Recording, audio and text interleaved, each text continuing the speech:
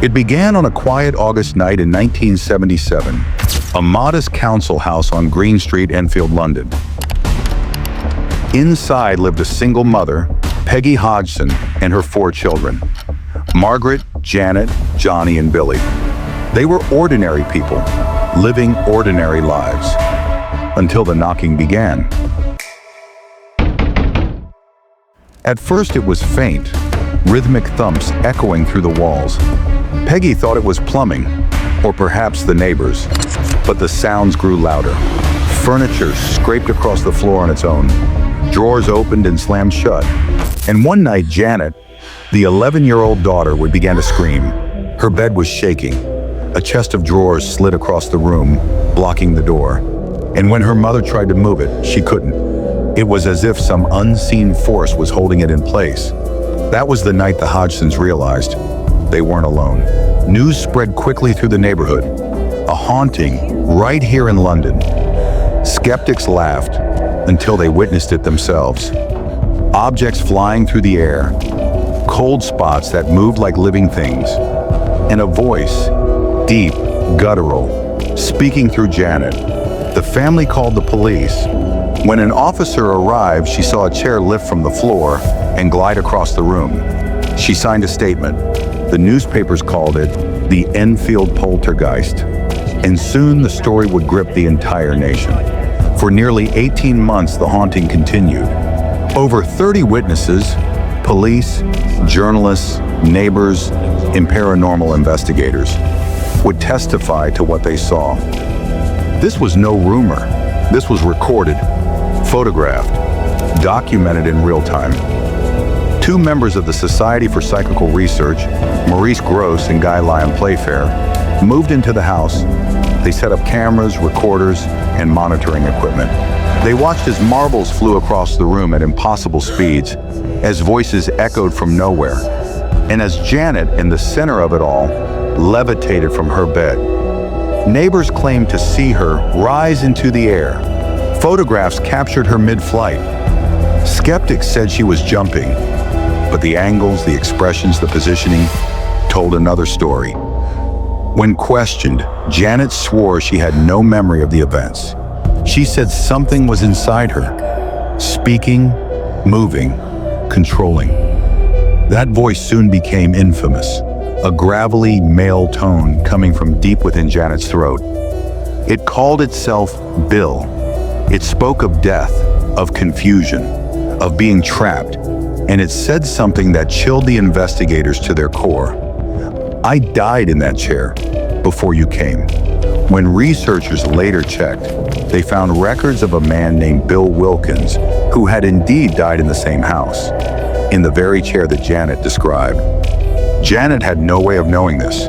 She was 11, yet she spoke in his voice, with details that only he could have known. For the skeptics, it was all an elaborate act, a frightened child seeking attention. But for those who were there, it was something else entirely.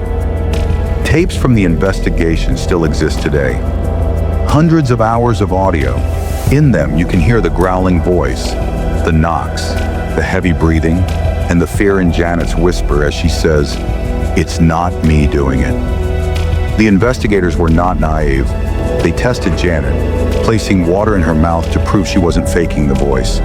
They set up cameras when she slept, hoping to catch wires or tricks. But what they found was stranger. Sounds that came from the walls. Vibrations recorded without a visible source. Electromagnetic surges that destroyed tape reels.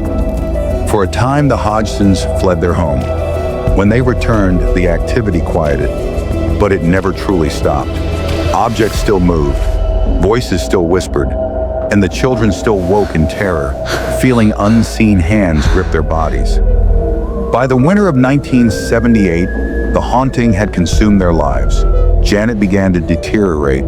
She would fall into trances, her eyes rolling back, her body twisting unnaturally. One evening, she was found tangled in her curtains, as if something had tried to drag her upward. Maurice Gross recorded the aftermath. He described a coldness, a presence, and a feeling of being watched by something intelligent. The case drew worldwide attention. Reporters camped outside. Psychics, priests, and scientists all came to witness the strange phenomena. Some saw nothing. Others left in fear. The Catholic Church sent a priest to bless the house. He refused to return after the crucifix on the wall flew across the room and shattered. And yet, amidst the chaos, there were quiet moments. Janet playing with her siblings, Peggy sitting alone at the kitchen table, exhausted, praying. It was not fame they sought. It was peace, but peace would not come. In 1979, the activity began to fade. The knocks grew softer, the voice became less frequent, and one day it simply stopped. The investigators left.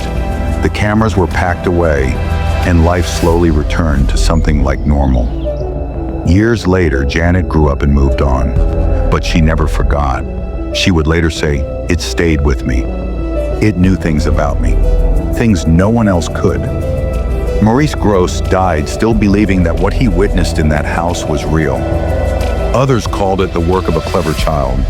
But those who heard the tapes, who saw the objects move, who felt the cold presence that filled those rooms, they tell a different story. The Enfield case remains one of the most investigated hauntings in modern history. It inspired books, films, and endless debate. Skeptics claim trickery. Believers point to evidence that defies science. But perhaps the truth lies somewhere in between, in that thin space between fear and faith. Maybe the Enfield Poltergeist was not a ghost, but a reflection of grief, loss, or trauma made physical. Or maybe it was something older, something drawn to energy, to chaos, to emotion, to life. Something that still lingers unseen in the quiet corners of our homes. To this day, visitors to 284 Green Street report strange sensations, whispers, cold spots. Objects moved ever so slightly from where they were placed. Neighbors say the house feels uneasy, as if it remembers. The Enfield Poltergeist forces us to confront a question we still cannot answer. What happens when the unseen world reaches out to ours? Was it a hoax, a haunting, or proof that our understanding of reality is incomplete? The line between the natural and the supernatural has always been thin. In Enfield, for 18 terrifying months, it vanished completely. And maybe that's the real mystery.